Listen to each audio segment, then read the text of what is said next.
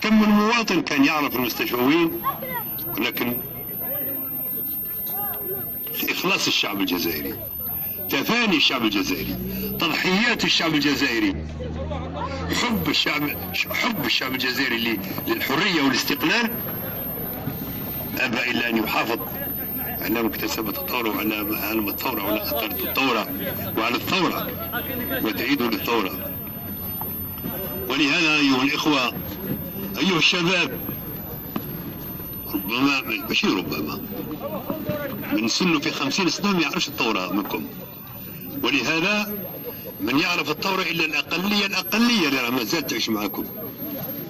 وانتم ما تعرفوش الثورة وما تعرفوش الاستدمار، وما تعرفوش الحجرة اللي كان فيها الشعب الجزائري، ما تعرفوش التجبر والتكبر والظلم اللي كان قام به الاستدمار الفرنسي